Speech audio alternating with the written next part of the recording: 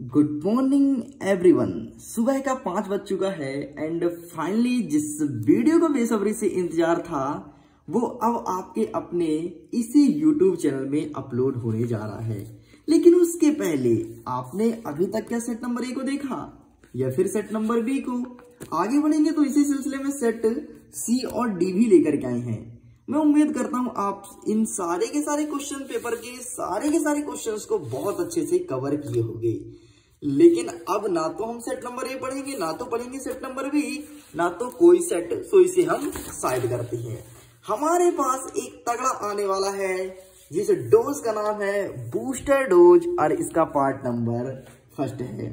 Booster dose के अंतर्गत आपके सामने कई सारे क्वेश्चंस लेकर के आया हूं जो कि 100% एग्जाम में देखने को मिलेगा। इतना ही नहीं, विथ सॉल्यूशन कवर करने वाला हूं, इसीलिए वीडियो में एंड तक बने रहिएगा। बूस्टर डोज डेफिनेटली सभी पेपर की तरह तबाही मचाएगा, एग्जाम में आपको टॉप कराएगा और बहुत सारे क्वेश्चंस को आसान भी बनाएगा। इसीलिए आपको सारे क्वेश्चंस को बहुत अच्छे से प्रिपेयर करना है। तो भाई साहब, हमने अपना अस्त्र शस्त्र उठा लिया, हमारा पेंसिल अस्त्र शस्त्र है। अब चलेगा आपके बूस्टर डोज की तरफ। बूस्टर डोज का बेसब्री से इंतजार था, फाइनली वो तुम्हारे सामने आ चुका है। एक चीज आप ध्यान देना, एग्जाम हॉल में जाने से पहले बूस्टर डोज के सभी क्वेश्चंस को अच्छे से बूस्टअप कर लेना, घोल के पी जाना, ताकि अपने स्कूल के टॉपर केवल आप बने। इतना ही नहीं, अगर यहाँ पर पार्ट लिखा है तो इसका मतलब ये है कि एक नेक्स्ट पार्ट भी आएगा बूस्टर डोज का, जो कि पार्ट नंबर 2 होगा। तो बहुत सारे क्वेश्चंस यहाँ पर समझाऊंगा एंड बहुत सारे क्वेश्चंस हम बाद में भी कवर करेंगे। देखिए स्टूडेंट्स, यहाँ पर कह रहा है पहला नंबर की विकृति गंधित क्या है? तेल एवं वसायुक्त खाद्य पदार्थों को नाइट्रोजन से प्रभावित क्यों किया जाता है? देखो, विकृति गंधित मतलब होता है, एक चीज समझना तुम आसानी से, फिर मैं आंसर भी दिखा दूंगा। सपोज करो कि तुम्हारा आलू का चिप्स यहाँ पे रखा है। आलू के चिप्स का नेचुरल महक तो कुछ अलग ही है, लेकिन अगर इसका महक उड़ जाए, इसकी जो आपको स्वाद बहुत अच्छी लगती है वो उड़ जाए, तो यही कहलाएगा आपका विकृति गंधिता। मतलब इसकी महक का लॉस होना और कुछ अलग प्रकार का स्मेल आना, इसके टेस्ट कुछ अलग प्रकार का हो जाना, बस यही कहलाता है विकृति गंधिता। और पदार्थ को विकृति गंधिता से बचाने के लिए नाइट्रोजन में पैक किया जाता है। आप सब कुरकुरे का पैकेट जरूर खरीदे होंगे, खरीदे बस नहीं, खाए भी होंगे। कुरकुरे के पैकेट में देखते हो, अगर 5 रुपए तुम कुरकुरे लो तो कुरकुरे रहते हैं 2-4 और गैस भर रहती है अच्छी खासी।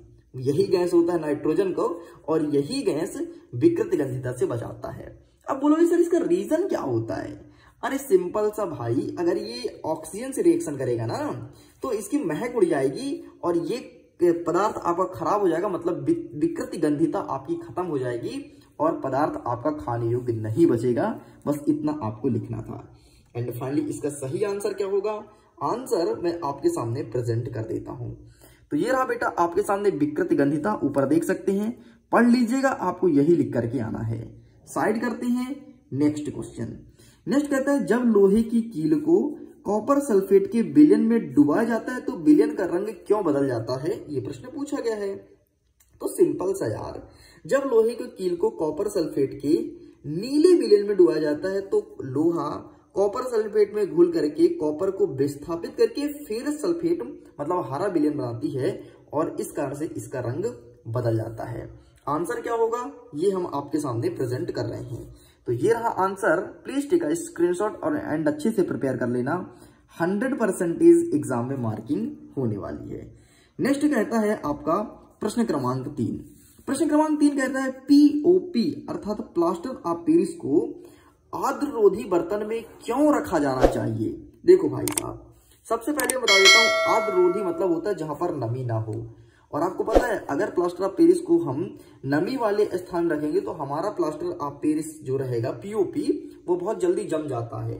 इसीलिए इसे आर्द्ररोधी बर्तन में रखा जाता है, मतलब जहां पर थोड़ी भी नमी ना हो और हमारा पीओपी जमे ना, बढ़िया बकायदे अच्छे से और वैसे ही रहे। तो सिंपल सा इसका आंसर ये रहा आपके सामने। फोटो क्लिक कर लीजिए, यही आंसर आपको लिख करके आना है। चलिए आगे बढ़ते हैं। नेक्स्ट कहता है चौथा नंबर, आयनिक यौगिक के गुणधर्म को लिखिए। अब आयनिक यौगिक आपको बताना है, गुणधर्म मतलब इसके गुण कौन कौन से होते हैं, इसके प्रॉपर्टीज कौन कौन से होते हैं। तो पहला होता है कि आयनिक यौगिक ठोस और थोड़े कठोर होते हैं, ये हो गया पहला नंबर। दूसरा है कि आयनिक यौगिक सामान्यतः भंगुर होते हैं, ठीक है, जो कि दबाव डालने पर टुकड़े में टूट जाते हैं।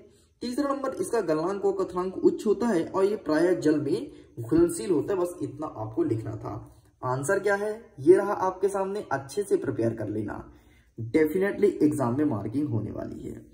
नेक्स्ट कहते हैं स्वपोषी एवं विषमपोषी पोषण में अंतर बताइए। देखो भाई, स्वपोषी मतलब होता है कि अगर कोई अपना भोजन स्वयं बनाए उसे कहेंगे स्वपोषी, और विषमपोषी मतलब होता है अपना भोजन स्वयं न बनाए बल्कि दूसरों पर आश्रित रहे, इसे कहते हैं विषमपोषी।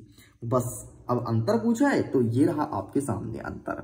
इतना ही नहीं, एक चीज ध्यान दीजिएगा, अगर स्वपोषी और विषमपोषी में कभी डेफिनेशन पूछते कि आखिरकार क्या होती है स्वपोषी, क्या होती है विषमपोषी, तो अंतर में से आप निकाल सकते हैं स्वपोषी और विषमपोषी का डेफिनेशन।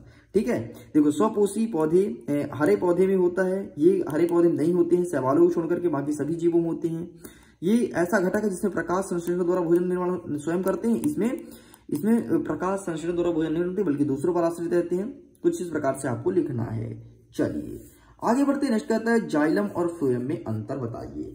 अब एक चित्र तुम देखना यहाँ पर ध्यान से, अगर तुम चित्र समझ गए तो जाइलम और फ्लोएम में अंतर तुम कर जाओगे। ये देखना, ये हमने पेड़ का चित्र बनाया, ठीक है, और इस प्रकार से हमने पेड़ बना दिया।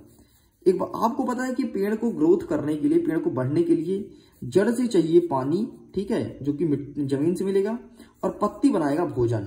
ठीक, तो भाई जड़ से पानी मिलेगा, तो जाइलम का काम होता है वो जड़ से लेकर के पानी और खनिज लवण को पेड़ पौधे के सभी भागों तक पहुंचाता है। लेकिन जो फ्लोएम होता है, तो फ्लोएम काम है जो पत्ती भोजन बनाई है तो भोजन को लेकर के पेड़ के सभी भागों तक पहुंचाना फ्लोएम का कार्य है। ठीक, तो जाइलम और फ्लोएम में अंतर पूछा है, तो ये रहा आपके सामने अंतर, आप देख सकते हैं। पूरा का पूरा वाक्य मैं समझा दिया हूं, अंतर अच्छे से रट लेना, एग्जाम में 100% मार्किंग होने वाली है। आगे बढ़ते, नेक्स्ट कहता है कि धमनी और सिरा में अंतर बताइए। ठीक है, कितने अंतर, तो कोई 4 अंतर आपको प्रिपेयर करना है। सबसे पहले हम देखते हैं कि धमनी क्या होता है और क्या होती है सिराएं। ये रहा आपके सामने अंतर। ठीक है, देख लीजिए, सिरा में रक्त दाब कम होता है, इसमें रक्त दाब अधिक होता है। दीवार पतली होती है, इसमें दीवार मोटी व लचीली होती है। स्तर बाह्य स्तर मोटा होता है, इसमें मध्य स्तर मोटा होता है। और गुहा बड़ी होती है, गुहा सक्रिय होती है। बस इस प्रकार से आपको लिखना है। आगे बढ़ते हैं, लैंगिक और अलैंगिक जन्म में क्या अंतर होता है। तो देखो यार, लैंगिक मतलब होता है जब नर और मादा, ध्यान से देखो, जब नर और मादा निषेचन करके नए संतान की उत्पत्ति करते हैं उसे कहते हैं लैंगिक। और अलैंगिक मतलब होता है जब नर और मादा का निषेचन नहीं होता बल्कि नए संतान की उत्पत्ति हो जाती है, उसे कहते हैं अलैंगिक जनन। आंसर क्या लिखेंगे, ये रहा आपके सामने, इसका स्क्रीनशॉट ले सकते हैं। ठीक है, बूस्टर डोज में जितने भी क्वेश्चंस दिए गए हैं अच्छे से प्रिपेयर करना, डेफिनेटली एग्जाम में बहुत सारे क्वेश्चंस हूबहू आएंगे, क्योंकि आप देख रहे हैं बूस्टर डोज जो कि मिडिल एजुकेशन आपके लिए हमेशा प्रेजेंट करता है और बहुत सारे क्वेश्चंस देखने को मिलता भी है। वीडियो के एंड में एक तगड़ा इंफॉर्मेशन दूंगा, जरूर सुनिएगा, बहुत फायदा होगा और हो सकता है आपको खुशी भी हो जाए। आगे कहता है एक लिंगी और उभय लिंगी में अंतर बताइए। देखो भाई, एक लिंगी मतलब ऐसा पुष्प जिसमें केवल एक ही जनन अंग होते हैं, चाहे नर हो या मादा हो, उसे कहते हैं एक लिंगीय। और बहुलिंगीय मतलब होता है कि ऐसा पुष्प जिसमें एक ही पुष्प में नर और मादा दोनों जननांग उपस्थित होते हैं, उसे कहते हैं बहुलिंगीय। बस इतना आपको लिखना है। ठीक है, तो ये हुआ आपका अंतर। आगे बढ़ते हैं, नेक्स्ट कहता है प्रकाश का परावर्तन और प्रकाश के अपवर्तन का नियम बताइए। सिंपल सा देखो, चित्र को समझना। ये चित्र हो गया, ये हमारा परावर्तक सतह हो गई। जब प्रकाश की किरणें किसी परावर्तक सतह से टकरा करके वापस उसी माध्यम में जाती है, इसे कहते हैं प्रकाश का परावर्तन। और प्रकाश के अपवर्तन की बात करूं तो जब प्रकाश की किरणें सघन माध्यम से विरल माध्यम में जाती है तो अविलंब की ओर झुकती है, और विरल से लेकर के सघन जाती है, अविलंब से दूर हटती है, इसे कहते हैं प्रकाश का अपवर्तन। अब जरा समझिएगा एग्जाम में कैसे लिखना है, ये आपको दिखा देता हूं। ये रहा आपके सामने प्रकाश का परावर्तन। देख लीजिए, जो मैं समझाया वही लिखा है। इसके 2 नियम होते हैं। एक तो आपतित किरण और परावर्तित किरण एक ही तल पर स्थित होते हैं। आपतन कोण का मान परावर्तन कोण के मान के बराबर होते हैं। ये हुआ दूसरा इसके रूल्स। एंड चित्र को जरूर अच्छे से बनाना, चित्र को देख लो। ठीक है, आगे बढ़ते हैं, प्रकाश का अपवर्तन। ये रहा आपके सामने। देख लो वही सब लिखा है जो मैं भी समझाया हूं कि अविलंब से दूर हटती है, विलंब की ओर झुकती है, और ये रहे इसके नियम। देख लीजिए सेम वही नियम है कि आपतित किरण, अपवर्तित किरण और आपतन बिंदु अविलंब एक ही तल पर स्थित होते हैं, और प्रकाश के किसी निश्चित रंग तथा निश्चित माध्यमों के युग्म के लिए आपतन कोण का ज्या अपवर्तन कोण की ज्या के अनुपात स्थिर होता है। इसे ही स्नेल का नियम कहते हैं, और साइन आई बटे साइन आर बराबर स्थिरांक। बस इतना आपको लिखना है। इस प्रकार से आपका चित्र देख लो, चित्र इस प्रकार से आपको क्रिएट करना पड़ेगा। इसके साथ एक बोनस चीज और देख लो, अवतल और उत्तल दर्पण का उपयोग देख लो, अच्छे से प्रिपेयर कर लो। बाकी आपके इस पेपर के क्वेश्चंस में लिखा गया, ये भी आपको प्रिपेयर करनी है। आगे बढ़ते हैं, पेज पलटाते हैं, बूस्टर डोज के आगे क्वेश्चंस को कवर करते हैं। नेक्स्ट कहता है कि टिंडल प्रभाव क्या है। अब जरा समझो, तुम्हारा समझो कि ये खपड़े वाले घर है, ठीक है, जरा समझना। ये हमने आपके घर को बना दिया, ठीक, खपड़ा वाला घर है, खपड़ा वाला घर में कहीं होल है, और इसी होल से थोड़ी थोड़ी प्रकाश आ रहा है, और जो प्रकाश आ रहा है उसके चारों तरफ धूल के कण उड़ रहे हैं। यही तो टिंडल प्रभाव है ना। अब देखो आंसर क्या लिखोगे, ये रहा आपके सामने, ठीक, पूरा आप इसका स्क्रीनशॉट ले लो, यही आंसर अच्छे से लिख करके चले आना है। आगे बढ़ते नेत्र की सामंजन क्षमता क्या होती है, ये हमें बताना है। तो ये रहा भाई साहब आपके सामने नेत्र की सामंजस्य क्षमता कि अभिनेत्र लेंस की वह क्षमता जिसके कारण वह अपनी फोकस दूरी को समायोजित कर लेता है, इसे ही सामंजन क्षमता कहलाती है। मानव नेत्र की स्पष्टता न्यूनतम दूरी 25 सेंटीमीटर की होती है। चलिए आगे बढ़ते हैं, प्रतिरोध क्या है, प्रभावित करने वाले कारक को बताइए। तो सिंपल सा आपको लिखना है, आवेश प्रवाह में उत्पन्न अवरोध के परिणाम को चालक का प्रतिरोध कहते हैं। इसका मात्रक ओम होता है, ठीक है। और प्रतिरोध को प्रभावित करने वाले कारक क्या है, चालक की लंबाई, और चालक के प्रतिरोध आर, चालक की लंबाई एल के अनुपाती होती है, और चालक का अनुप्रस्थ काट का क्षेत्रफल, चालक का प्रतिरोध आर, चालक के अनुप्रस्थ काट के क्षेत्रफल ए की व्युत्क्रमानुपाती होती है। चालक के पदार्थ की प्रकृति, चालक का प्रतिरोध उसके पदार्थ की प्रकृति पर निर्भर करता है, और चालक के ताप पर। ये रहा इसका आंसर, आप इसका स्क्रीनशॉट ले लीजिए।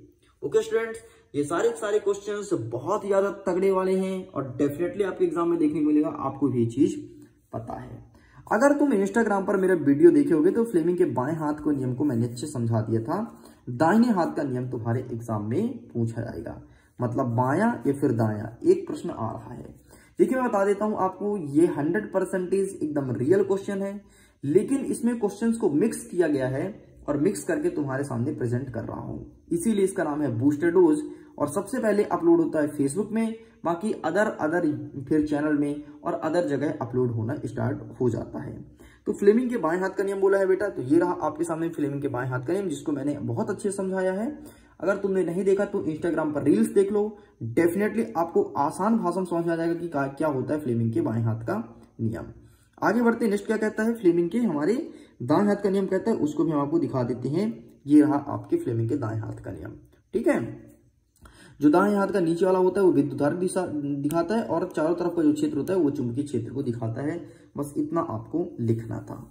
आगे बढ़ते हैं, 15 नंबर, परितंत्र किसे कहते हैं, इसके घटकों का उल्लेख कीजिए। तो सिंपल सा भाई साहब, ये रहा आपके सामने परितंत्र। किसी क्षेत्र के सभी जीव तथा वातावरण के अजैव कारक संयुक्त रूप से परितंत्र कहलाते हैं। ये दो घटक होते हैं, एक होता है जैविक, दूसरा होता है अजैविक। वह घटक जिसमें जीवन पाया जाता है उसे जैविक घटक कहते हैं, जिसमें जीवन नहीं पाया जाता उसे अजैविक घटक कहते हैं। चाहे आपको कार्बोहाइड्रेट हो, वसा हो, प्रोटीन हो, या फिर एक्सेट्रा एक्सेट्रा। आगे बढ़ते हैं, चुंबकीय क्षेत्र किसे कहते हैं, इसके गुण को लिखिए। चुंबकीय क्षेत्र मतलब मैग्नेटिक फील्ड, ठीक है। तो सबसे पहले बोला है चुंबकीय क्षेत्र क्या होता है, तो यहां पर यह प्रश्न तो नहीं है क्या होता है, लेकिन यह है कि परिभाषित कीजिए। तो किसी चुंबक के चारों ओर का वह क्षेत्र जिसमें बल का संसूचक किया जाता है उसे चुंबकीय क्षेत्र कहते हैं। आगे कहता है इसके गुण को लिखिए। तो ये रहा आपके सामने गुण। क्या होता है, चुंबकीय क्षेत्र रेखा बंद वक्र होते हैं जो कि परस्पर प्रतिच्छेद नहीं करते हैं। ये रेखाएं चुंबक के बाहर के उत्तरी ध्रुव के से दक्षिण ध्रुव की ओर जाती है, और ये रेखा चुंबक के अंदर दक्षिण से उत्तर ध्रुव की ओर जाती है। इस चीज को ध्यान रखना। इस स्ट्रक्चर को मैं समझा देता हूं, देखो जरा कैसे होता है। ये देखो इस प्रकार से आपका चुंबक हो गया, एक साइड रहता है उत्तर, ठीक है, तो आप इधर मान लो उत्तर ध्रुव, इधर मान लो दक्षिण ध्रुव, ठीक। तो क्या होता है कि बाहर जो गति करता है वो करता है ऐसे, ठीक, बाहर जो गति करता है वो करता है उत्तर से लेकर के दक्षिण साइड, और अंदर जो जाता है तो वो जाएगा दक्षिण से लेकर उत्तर तक। अरे भाई, जो अंदर प्रवेश करेगा तो दक्षिण से उत्तर न जाएगा, बाहर तो ऐसे आता है, ठीक, बाहर तो ऐसे आता है, लेकिन अंदर तो दक्षिण से जाएगा। मतलब इसी को घुमा, इसी गोले को दो भागों में उसने बांट दिया। पहले यहां से काउंट कर लिया बाहर का कि उत्तर दक्षिण जाता है, और जब इधर से घूम के आया तो अंदर घुसेगा, तो दक्षिण से उत्तर अंदर वाला पार्ट रहता है। बस इतना आपके एग्जाम में देखने को मिलेगा। आगे बढ़ते हैं नेक्स्ट, मानव नेत्र का नामांकित चित्र बनाइए। अब मनुष्य के आंख का चित्र बनाना है। चित्र के लिए एक बाकायदे मैं आपके सामने वीडियो लेकर के आया था, जिसमें मोस्ट IMP 10 चित्र को मैंने अच्छे से कवर किया था।